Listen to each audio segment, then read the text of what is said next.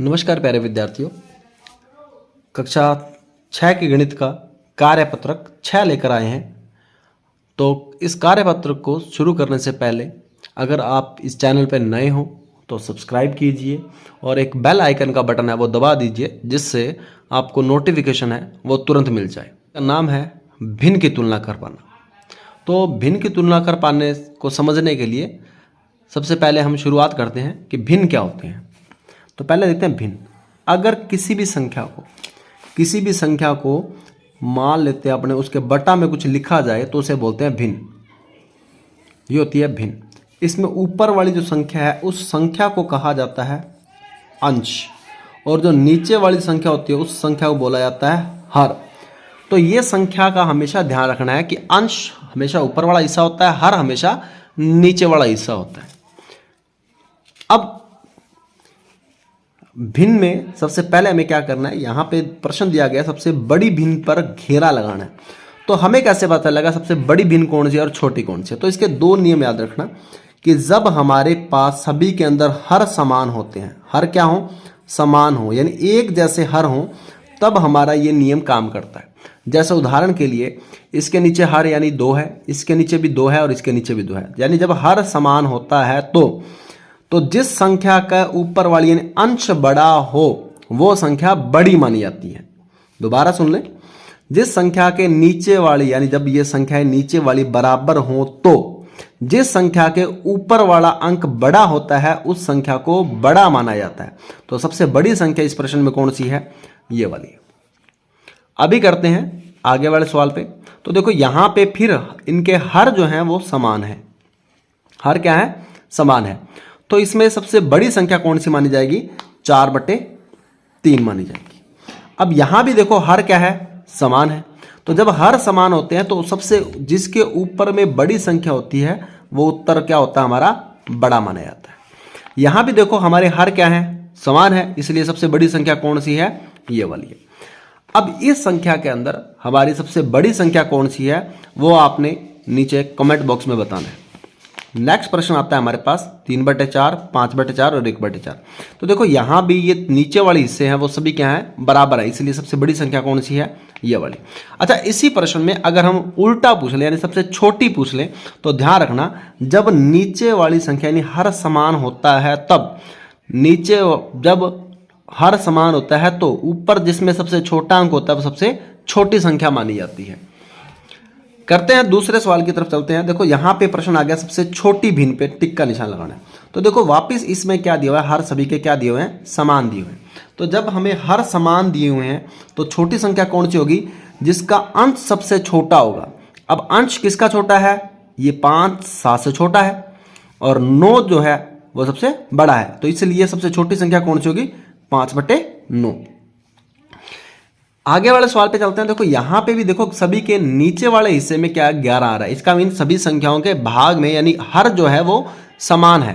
तो सबसे छोटी संख्या कौन सी मानी जाएगी? अब इनके ऊपर देखो सबसे छोटी संख्या कौन सी है? 4 छोटी नहीं है, क्योंकि 4 से छोटा क्या है? 2 है, इसलिए हमें सबसे छोटी संख्या ये लगानी है। नेक्स्ट सवाल देखते हैं।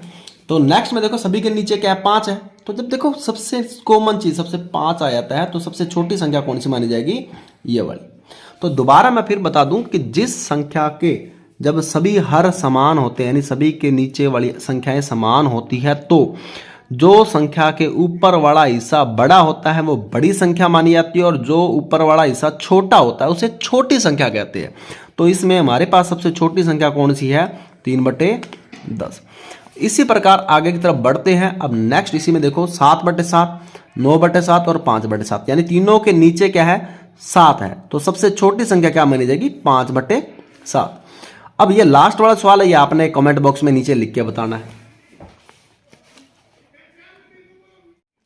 तो प्यारे बच्चों चलते हैं आगे वाले प्रश्नों की तरफ। ये प्रश्न बिल्कुल ऊपर वाले प्रश्नों की तरह ही है, लेकिन सिर्फ इसमें क्या है कि क्रम में लिखना है। कौन से क्रम में? घटते क्रम में। घटते क्रम का मीन क्या होता है कि सबसे पहले बड़ी संख्या, फिर उसके बाद में छोटी और फिर सबसे छोटी। ये जब लिखा जाता है तो इसे हम बोलते हैं घटता हुआ क्रम। तो देखो सबसे बड़ी, अभी हमने बात की थी जब नीचे की संख्याएं बराबर होती हैं, यानी ये नीचे वाली संख्या को क्या बोला जाता है, इसको बोला जाता है हर बोला जाता है। इसे क्या बोलते हैं अपने, हर।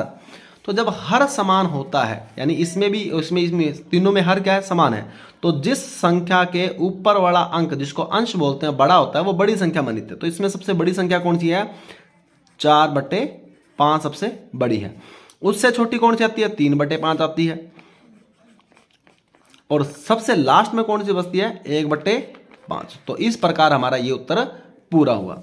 आगे वाले प्रश्न पे भी चलते हैं। देखो तीनों में समान क्या है, 7 समान है, इसीलिए हमें क्या करना है, सबसे बड़ी संख्या यानी जिसके ऊपर सबसे ज्यादा है वो क्या है, 6/7। दूसरी कौन सी आएगी, 4/7। और तीसरी कौन सी आएगी, 3/7। तो ये वाला सवाल भी हमारा पूरा हुआ। नेक्स्ट सवाल करते हैं। नेक्स्ट सवाल के अंदर हमें क्या करना है, बढ़ते हुए क्रम में लिखना है। देखो बढ़ता हुआ क्रम का मीन क्या होता है, सबसे पहले हमें सबसे छोटी संख्या लिखना पड़ता है और फिर उससे बड़ी, और फिर उसके बाद में हमें सबसे बड़ी संख्या को लिखना होता है। तो देखो इसमें हमारे पास देखो 1/5 यानी तीनों में नीचे, देखो नीचे की तरफ जब हमारे पास समान है, बहुत आसान तरीका है। देखो ऐसा कहीं किताबों में आपको मिल जाएगा, लेकिन जब तक आप पढ़ोगे नहीं, समझोगे नहीं, तो हर बार यही लगेगा कि ये मुश्किल है। तो जब तीनों में नीचे समान है तो हमारे पास सबसे छोटी संख्या कौन सी बनेगी, जिसके ऊपर वाला अंक सबसे छोटा हो। तो हमारे पास सबसे छोटी संख्या बनती है 1/5। कैसे पता चला, नीचे तीनों में क्या है, समान है, तो सबसे इसके ऊपर 1 लिखा हुआ है, इस पे 3 लिखा और इस पे 5 लिखा, तो सबसे छोटा कौन सा, 1, इसलिए 1/5 सबसे छोटी संख्या। बट इससे बड़ी कौन सी होगी, 3/5, तो ये 3/5 हुई। और सबसे बड़ी कौन सी होगी, 5/5। अब नेक्स्ट सवाल जो है उसमें क्या, 3/4 है, 1/4 है और 2/4 है। देखो फिर नीचे इन्होंने क्या किया, तीनों में समान अंक दिए हैं। तो जब समान अंक दिए हैं तो सबसे छोटे वाले यानी जिसके ऊपर वाला अंक छोटा है वो सबसे छोटी होती है, दूसरे उसके बाद में उससे बड़ी, और सबसे जिसमें सबसे ऊपर वाला बड़ा हो वो सबसे बड़ी, तो ये सबसे बड़ी होगी। तो इस प्रकार हमने नोट किया कि कोई भी संख्या जिसको हम क्या कर सकते हैं, जिसको हम बटा के रूप में लिख सकते हैं, जैसे 1 के नीचे 2 लिखा, यानी इसको बोलते हैं भिन्न संख्या। यानी इस प्रकार की जो संख्या है उनको बोलते हैं अपने भिन्न संख्या। और भिन्न संख्या की खास बात क्या होती है कि इसमें जो नीचे वाली संख्या होती है जिसे हम बोलते हैं हर, और ऊपर वाली संख्या को क्या बोला जाता है, अंश। तो एक बार 7 बोल के देखें, नीचे वाली संख्या को क्या बोला जाता है, हर बोला जाता है, वेरी गुड। और ऊपर वाली संख्या को क्या बोला जाता है, अंश। तो जब हमारे हर समान हो यानी हर एक जैसे हो, तो जिस संख्या के ऊपर बड़ा अंक लिखा हुआ है वो बड़ी संख्या है, और जिस संख्या के ऊपर छोटा अंक लिखा है वो छोटी संख्या है। उम्मीद है कि ये वाला कार्यपत्र आपको समझ आया है। और इसी प्रकार मोर इन्फॉर्मेटिव वीडियो लेने के लिए आप इस चैनल को लाइक करें, शेयर करें और सब्सक्राइब करें। धन्यवाद।